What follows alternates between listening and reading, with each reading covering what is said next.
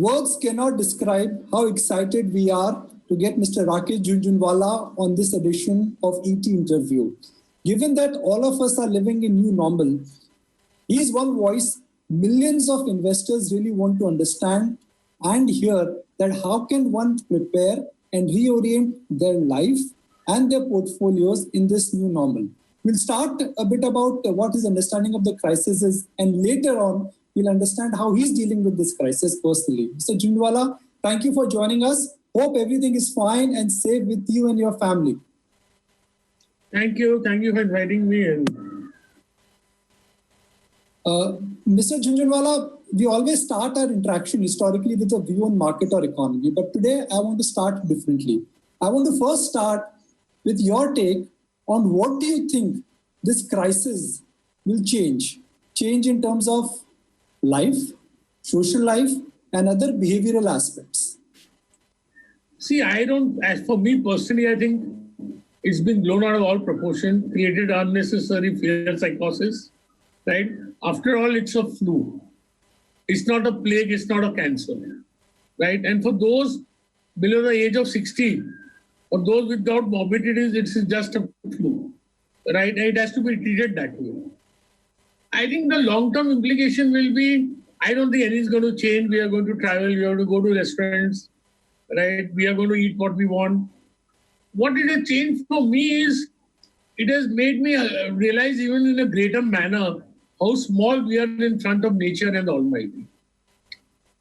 Also, we cannot go on abusing the earth and the environment beyond a point. Right? So I think climate change, clean energy, all that should get a big film. And I don't think beyond that, 6 months, 9 months later, it's going to change much. वो बोलते हैं ना कि शमशान के व्यवहार होते हैं, तो वैसे ही है. Once you come out, once some cure comes, something comes, we'll forget all about it. We're going to go to the same restaurants, fly the same flights, visit the same places. So life is going to come back to normal faster than people think. I think the lockdown was very much needed, but this is a war. So we needed a lockdown to prepare for the war. But you can't fight a war from the trenches. We have to fight it on the field. So I think we have to open up things. There will be cases. We have to create a health infrastructure and we have to treat the cases. We have had 6,000 deaths so far in India. We lose about 220,000 deaths a year from traffic accidents. Airplanes crash. Don't you travel, Nikunj? Don't you travel by car, despite knowing that accidents take place? So life will go back to normal, despite the fact that, knowing that somebody can get the COVID. And if you look, and I don't think this mask and social distancing is going to be really maintained. I just got a video of how Paris is today. I mean, everybody is together and nobody's wearing a mask. So I think life is going to go back to normal faster than you think. We create the health infrastructure, right? And we treat the patients and move on in life. So personally for you, I think we should work to get out of this fear psychosis. I think unnecessary, unwanted fear psychosis has been created. Also remember that those patients who face challenges also, as doctors are treating them, they are able to treat them better. I know some very prominent people who got it, who went into the ICU and are back normal in 2-3 days. So it's not as if it's a bullet on your head or it's a, it's a death warrant. So I want to bring out your experiences for our viewers and for everybody. In this entire lockdown period, what has been your most joyful moment? What has been your most, stressful moment? Well, I think the stressful moments were until I could get a grip on how things will play out. Which was until not because of the movement of the market, but at the stage where the cases went on increasing in cumulative. Let us have America had 1 lakh cases and America had 10 lakh cases. But the number of new cases every day did not progress, in the same way as the total number of cases. So in America, at 1 lakh cases, there were 5,000. In 10 lakhs, there were 25,000, even at 20 lakhs, there is 25,000. And recoveries are fast. So I thought then, I was initially very apprehensive of what could happen. Then I could come to grips with it. And once I came to grips with the assessment, it was joyful. When we will look back at this COVID crisis, do you think history will tell us that the heavy hand with which not only global administrator but global administrator have really handled this crisis, that really could be the biggest mistake of modern history? No, I think what we have to do, see, it's a very unique virus. Normally, the virus reveals itself very fast. But it's like a bandit who reveals himself only after the safe is open. So I think what it will tell us is, I think that in any, one thing we have to learn, whether it's China, whether it's America, whether it's India, if a new virus is found, we have to take immediate steps. Second, we have to create the health infrastructure at whatever cost to face such kind of a situation again. Right? And I think beyond that, it will teach us humility. It has taught me more humility than anything else. The human race has to learn how small science is in front of the Almighty and the nature. And we got to respect our environment, be concerned about climate change. So I'm going to quote you again, which is that bull markets always climb the wall of worry. In this case, markets have managed to climb a mile-long wall of worry. Nasdaq at an all-time high, Indian markets more than 30% from the March low. What is going on, sir? What's going on? Markets are going up. Markets are anticipating the future. Markets are telling, see, first of all, I no doubt that one thing which is going to play a very important role is interest rates. Mr. Buffet said that, interest rates act as a gravity on the valuation of all assets. Right? Second thing, they are anticipating that normalcy will come much faster than we anticipate or we are thinking. Right?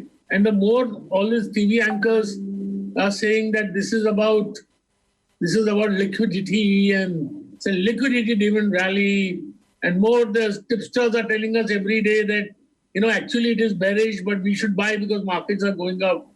As long as you all over tell us it's a liquidity-driven rally, it's not going to stop. Everybody has to participate for it to stop. And what has happened that, see, we had a big fall from 2018 January. After this fall, all the large caps also joined in. Right? And before the start of a bull market, the market shakes you in such a manner, which happened in 2002 with the September 11th attack, that people just forget buying stocks. And we could remember this is far different from 2008, because 2008 you were coming out of an investment boom. Corporate India was highly leveraged. Now I think corporate India is highly cleansed and leverage levels are extremely low. And also in 2008, there was a great participation in the Indian equity markets and the markets worldwide, which is not the case in India at least. Yeah, that's what I'm saying. So I don't look, see, markets are indexed at 10,300. Market may go 500 points, 1,000 points, 1,500 points. We don't know before it stops. The real test will be how much does it fall after it stops. And I personally don't think it will fall much. We are in the midst or the birth of what is going to be a good bull market in the world. You are exactly sounding like the Rakesh Jhunjhunwala I met in 2003. When 9/11 had happened, the world was recovering from the 3MT blowout, but Rakesh Jhunjhunwala went on a television channel, which I used to work with, and he thumped the table, literally, thrice actually, and said, a mother of a bull market is about to start. You were a lonely guy to claim it. And right now you're sounding exactly like that. I don't know whether the mother is starting or the father is starting, but I know that a good bull market is starting. And every bull market is higher than the last one, is more fiercer than the last one. And when we think about it, the reasons are not apparent. Time will reveal the reason. Did the March sell-off shake you out? The price action was so fierce on the downside. Did that shake you for a couple of days? If it didn't shake anybody on the market, then he was not human. It shook every human participant in the market. I was also shaken. And at that moment, I thought we should be prepared for anything and everything. And has the comeback equally delighted you? Well, I won't say it has delighted me, it has comforted me. And also that is, I have, in my personal opinion, more grips about COVID than I had that time. I have a more, I have a more informed and more, I would say more sure opinion. I don't know whether I'll be right or wrong. So will you be surprised that Indian markets make a new high in next 6 months? Well, that is difficult to predict. I won't be disappointed if markets consolidate.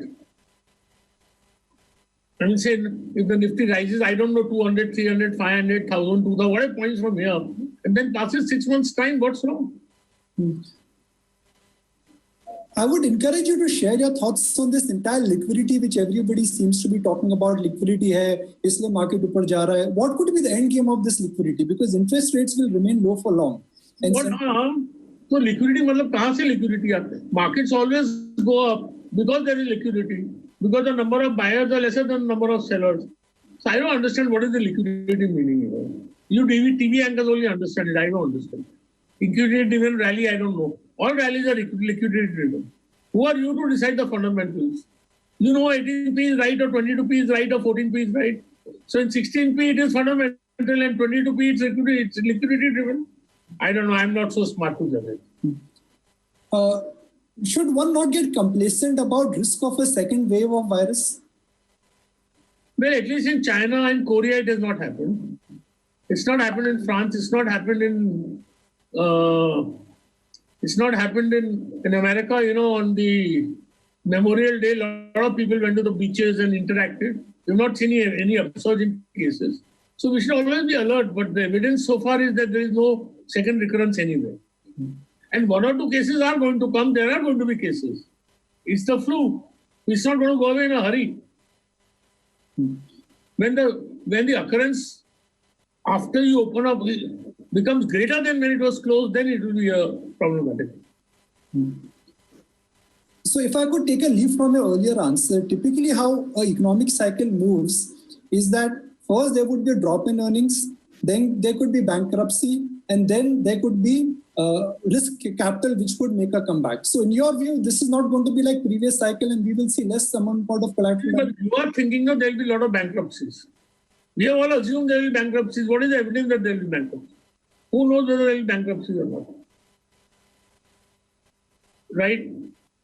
So therefore, then maybe the market is telling us that things are not going to be as bad as we are anticipating. And I'm quite sure about one thing, my opinion, I can be wrong, that the NPAs in the banks will be far lesser than what people are anticipating. And yesterday, of all the banks, people will be shocked that State Bank moratorium figure is lower than all the so-called big banks, the best of the banks with the best quality assets. So if I could divide the economy into, let's say, 3 parts: survival, revival, and growth, how will this plunge or how will this crisis, in a sense, change the shape of the Indian economy? What will survive, what will revive, and what will come back strongly? No, but see, I think most companies will survive. And then there are some companies who will be very good, who will start straight with the growth phase. Some will come with the revival phase. And some will mature and then mature to the growth phase. Some will start with survival, then go to revival, and then go to growth. So it's a process. Every company will be placed differently. But what's not important, what's not only important is who will survive and who will grow, but at what price those stocks are. Some of the best returns may be given in companies which we will have difficulty in surviving. Markets, Mr. Jhunjhunwala, in last couple of years, I would say couple of years, 4 to 5 years, have gone completely wrong in predicting the market cycle. In your own words, markets always move in anticipation of earnings. Every time markets have gone forward, pre-crisis also earnings have disappointed. Why do you think markets this time may not go wrong again? Well, they can always go wrong again. Who says they cannot? Right? But my feeling is that we are in the start of another bull market. And see, the market has not gone anywhere for the last 4 years. Right? So I think And with the reduction in interest rates, the cleansing of corporate India, and I personally feel government will increase government expenditure once the lockdown opens. Has government done? There are three ways in which government can stimulate any economy, sir. Create liquidity, which they've done. Second, they could do monetary action, which Reserve Bank of India, frankly, has done to some extent. But on the fiscal front, somewhere government is not committed to spending at all. The package which the Prime Minister announced, the contours do not add up to a big package of spending. Well, I agree, but I feel they will ultimately do it. So They are waiting to assess the damage, and I think they will do it. They will do something, I feel. where will the risk capital in the economy come from? Because consumer will slow down. Private sector is either risk averse or does not have the capital. Do you think ultimately it is the government, not only in India but globally, which will have to do all the heavy lifting? No, why individuals will do it, private companies will do it. Someone has provided 53,000 crores to Reliance, it is risk capital. No? So risk capital will always be available. What is in store for banks when the moratorium will get lifted? I don't think the NPAs will be as high as people are anticipating. I don't think the NPAs will be high in the secured personal loans in the corporate sector. Even in the unsecured personal, I think they will. See, India is a very, the level of debt, consumer debt in India is extremely low. The total debt to GDP in Japan, in America, in China is 325%, is 125% in India. Right? So I think the actual NPAs will be far lower than the anticipation of people and analysts. That's my personal opinion. I reserve the right to be wrong. And you expect that both in the corporate level and also the retail level? Yes, SMEs is difficult to predict, MSMEs. But this loans with the provision, the help that the government is giving of 20% of their existing limits, I think will be very useful. Also, I feel that corporate India is going to be, with whatever companies, private companies or listed companies which I manage and interact, that there is, corporate India is going to come out of this COVID a very highly more efficient. I mean, I have an investment in a company where we had 600 laborers. Now we found in 450 we can do the same production. Banks are getting ruthlessly punished on one side, but on the other side, when Mr. Kotak wants to sell his stake, he can sell it like makhan and butter one day, and he's able to raise 6,000 crore. So what is going on in banks? Well, there is a lot of demand for qualitative and quantitative stocks.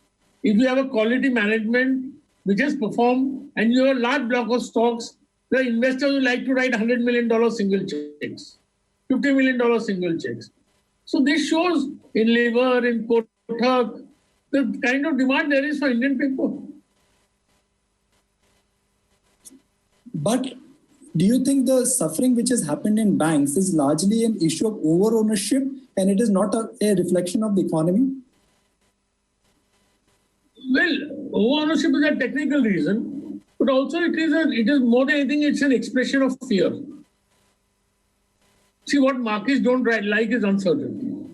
And certainly I agree with the people that there is uncertainty regarding the NPAs. And this will be known only by December. So I expect the financials to be in a range until December. But for NBFCs, do you think barring 5, 6 or maybe, 1 dozen NBFCs, other NBFCs will be in trouble? Some of them will get wiped out. Is that one sector which will be a clear casualty, not because of crisis, but because of... I don't think they'll get wiped out. I think they'll get consolidated. And depends on which sector the NBFC is in. I think those who are in housing finance will not be so badly affected. Those who have big exposure to the real estate and MSMEs may be affected. Now, you said that... Now, you've always been a believer in making big predictions. And when Rakesh Jhunjhunwala speaks on TV, he rarely speaks. So it's a pleasure for us to have you back. But when he speaks, he always obliges us with one big prediction. like you spoke about pharma some years ago, manufacturing. So for this decade, sir, what is your big picture? What is your big prediction? I need a headline from you. No, the headline is that this, in posterity, when we look upon the COVID, we will think, oh, we were so frightened. Really? So I think the overhyping of this COVID will be one thing which we always remember. When you read about Stanley Druckenmiller, Warren Buffett, Sam Zeel, he was on my show last week. All of them have made billions by investing in cycle. When the old boys club in America starts getting bearish, one starts thinking that, "Arey, ye kyun itne bearish hai?" Well, that's their opinion. Best of luck. We have not made wealth by aping anybody. Right? So, Sandy Druckenmiller or Roy Dalio or not Warren Buffett, but all of them have been bearish for long periods of time. It's not that the COVID has made them bearish. Are you betting on the front foot right now, sir? I'm betting on a front foot means I'm always fully invested, more than fully invested. At the moment also I'm more than fully invested. So you never had a thought that, look, it's time to raise cash in the portfolio even in March or April when markets fell? Well, I had sold in January, February. I had reduced my leverage. And I thought, the March valuations, I did not have any reason that I should sell at those prices. And the market did not give you time to react. It rebounded so fast. Is that the new normal of what, whether it is machine or algorithm or ETF, that cycles will get contracted? I mean, we will not be in a 5-year bull market and a 3-year bear market now. It's 1 year, you will see hell and heaven both. Well, I think in America, we have been in a 40-year bull market. We basically on a bull market, you have had small corrections in, say, 99, 2000, in 2008, or you're on a continuous bull market. So, there can be a short-term trend, a medium-term trend, a long-term trend, and a long-term trend. The long-term trend everywhere is bullish. But I think cycles can get contracted. But I don't think 5 years of bull markets are going to have 3 years of bear markets. 5 years of bull markets are going to have 1.5 years of bear markets. Rakesh Jhunjhunwala once told me that it is difficult to predict the weather, which is short term, but he is good at predicting seasons, which is the long term.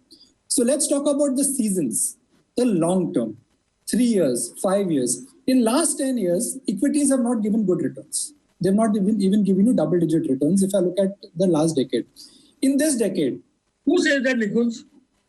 My portfolio from the trough of 2009 to today has done wonderfully well. Markets have not given return in the last 3 years. From 2017-18 to today. Not for the last decade. No, I was talking about the general small cap, mid cap, and also the Nifty. It's not given great returns. I have investment in all kinds of caps. There has been good return from 2009 to 2017. I had very good return. Maybe it's from 18, 19, 20, the last 2 years that the returns are not good. How do you think the consumer behavior in India and the world will change? Some people are talking about, okay, luxury spend will be less. People will not spend, people will spend, but they will spend on low branded products. What's your sense on consumer behavior? I think that will not last beyond 3 to 6 months. I don't expect much change in consumer behavior over a longer term. And I'm not competent and I don't want to predict what they will do in the short term. We can divide the market into two. Companies which are growing, but are expensive, but are the darlings of the market. Companies which give a lot of value for a value investor like you, which is like ITC or a BHEL or a State Bank of India. How does one invest in this kind of a market? Because the darlings are expensive and going higher, and the value stocks are only becoming cheaper. Got to make some mix of the darlings and the battered. But I think at the moment I will invest in the battered stock rather than the darlings. We spoke about PSU stocks immediately after the corporate tax cut. That was about 9 months ago. And you said PSU stocks offer a lot of value. Nobody is recognizing it. I think if the government comes out with a coherent disinvestment policy, see, if you sell ITC 10% of LIC, and then you're going to sell 5% of LIC every year, LIC is not going to go up. So unless and until the government sets a defined and coherent disinvestment policy, it will be difficult for the public sector to perform. Or if the government disinvests, if the government sets a coherent disinvestment policy and does strategic disinvestment, then I think the public sector can really outperform the government. Because the values are unbelievable. So can I say in market terminology, government now has to deal with a margin call because of the financial situation, and they will have to make some, selling now? Well, I don't think, partly because of the margin call and partly they truly realize that it's not the business of government to be in business. And second thing is, if they make a coherent disinvestment policy, not every year they sell one of the companies to another public sector company, or they use a public sector company money to buy other companies, or take needless dividends, or at the last moment panic and sell everything at any value. So, that is going to make a very big difference.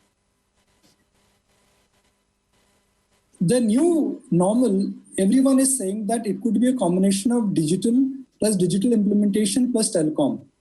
Do you agree with that? I don't think so. Everything in life is not going to be digital. I mean, there could be some movement toward digital, but everything is not going to be digital. Boss, did you get the pleasure of this interview or as much as if you had been interviewing me face to face? So that human interaction will be needed. I'm waiting for the day where I get a call from you that come to my office or come to my house for a coffee and for an interview, and I really hope that day comes very soon. June 30th, I'll be in my office. Okay, so I look forward to that, and I look forward to talking to you perhaps from your office just to establish that how life is coming back to normal. This question will get a lot of smile on your face. Your conviction on pharma, finally, Mr. Jhunjhunwala, is coming true. Yeah, they're performing well, but I think it's the start of a long innings. It's not a T20, it's a test match. For any sector to go higher, ultimately earnings have to catch up. And I remember when the last pharma rally happened, which is 2014, 15, 16, you said, look, I'm a long-term bull in pharma, but pharma companies in India have this chalta hai attitude. Do you think now that chalta hai attitude is gone? Yeah, I think it has gone. Also, Indian companies are now strategically too important to America. We supply 35 to 40% of all medicines, generic medicine, of all medicine consumed in America. Right? It's not easy to replicate that competitive position. And I think this health crisis will also lead to faster growth of the Indian pharma market and of pharma usage all over the world. When a crisis happens, the survivors, they come back. And a clear example here is that, when the TMT bubble happened, Amazon came back. The TMT bubble did. So in the pharma also, unlike last time where, Chintu, Mintu, Intu, every Tom, Dick and Harry in the pharma space got re-rated in the market. Do you think in this pharma rally, 10, 15 stocks will only go higher? That happens in every rally. It doesn't happen only in the large ones, even the small. In fact, when a sector comes in favor, it is the small caps and the mid caps, with percentage-wise give much greater return than the large caps. No, so what I'm trying to understand from you, Mr. Jhunjhunwala, is that you expect a full big pharma market for pharma bull run, or you expect? Yeah, I think so. It will be the breadth of that rise will be very good. When I look at the market caps of Amazon, how Reliance stock is touched an all-time high, how Microsoft has made a comeback. I would not like to comment. No, I'm trying to understand, not an individual company, I respect it. I'm trying to understand that markets currently are voting for only big players. Big are only becoming bigger. Large companies are becoming mega companies. And that's the trend in the initial phase of the bull market. Why is that?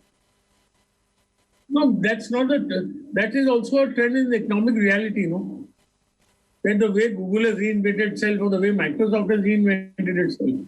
These companies have really performed. What will be the importance of this year's US presidential election given the backdrop? I think if Trump wins the election, I don't think anything's going to change. If Mr. Biden wins, I don't know. There could be implications.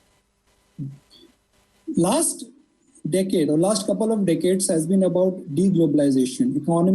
Globalization. Economies have been opening up. The relationship between US and China may be sour right now, but it has worked beautifully well. Is that the biggest risk for global financial economy now? I think deglobalization, the change toward deglobalization will be very limited. There is too much interdependence, and there is too much economic advantage of the interdependence for it to be cut. Right? And don't forget that the Western world also is a large beneficiary of the rise of China. Because China supplies goods at very competitive prices, and China is also a very large market for the American and the European companies and Japanese companies. So there will be some deglobalization, but globalization's essence will be retained in mind. You've been talking about concerns in the private space, the startup space, that look, valuations were too strong to sustain, and that's one space where things are getting smoked. What would be the implications of this? I think now capital will not be easily available, and valuations will take a drubbing in my opinion, especially after the listing of Uber and the other companies where the valuations are today 25 or 35, 40% of the listed valuations and 25% of what they were at the peak when they were not listed. I think valuations will take a drubbing and capital will move over. Are you a big believer in this entire term which everybody is using, including a company like TCS, which is work from home? Will it happen? Well, I think 5-10% work will go home. But in India, houses are too small, right? And there is a social gathering and social learning in working from offices. And if I don't go to office, Rekha asked me the next day, "Aajkal office khula nahi hai kya?" The lady is the queen of the house when the husband is not there. So I don't think it's going to be so easy, especially a city like Bombay, for people to work totally from home. But I think 15-20% work could shift. So what does that mean for commercial real estate? I don't think in India commercial real estate is going to go down.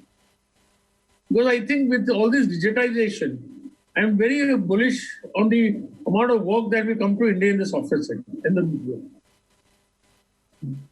You always say that when you see an opportunity, you go full in, deep dive. And one very famous quote of Rakesh Jhunjhunwala, which everybody quotes, is that if there is a beautiful girl, she will find a suitor. So what is a beautiful girl in this market? Well, I would like to keep my opinion about girls and markets to myself. But where do you see this opportunity? Like you feel like There's no opportunity, Nikunj, and I am not going to talk with individual companies. No, I'm not getting into individual companies. I'm just trying to understand, your thoughts. No, the whole market is an opportunity. If any company that you think is going to survive is an opportunity.